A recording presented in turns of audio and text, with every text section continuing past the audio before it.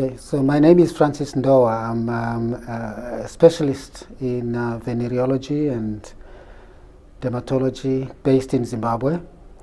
And one of our main issues in Zimbabwe and also in sub-Saharan Africa is the need to acquire sufficient reliable data, surveillance data, particularly on sexually transmitted infections. There is quite a lot on HIV, but we don't have enough information on sexually transmitted infections, including gonorrhea, chlamydia, syphilis, and Trichomonas vaginalis.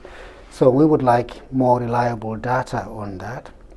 The other information system that we would like to strengthen is to conduct antimicrobial resistance studies on STIs, particularly on gonorrhea, so that our guidelines are more specific in terms of managing particularly gonorrhea, in view of the fact that antimicrobial resistance in gonorrhea is becoming so critical and we are running out of options to treat gonococcal infections.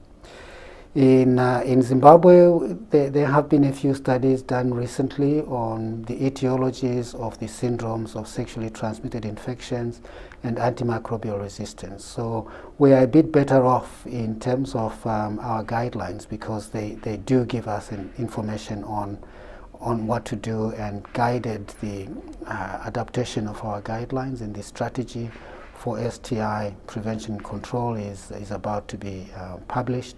And there is already a strategy, a health sector strategy on HIV. And we, for Zimbabwe at least, we pride ourselves in that we are aiming towards universal coverage for antiretrovirals, and most people who know their HIV status in need of ARVs are on ARVs. And we also are quite ahead in the region on mother-to-child transmission prevention of HIV, and embarking also on the combination of that with prevention of mother-to-child transmission of syphilis.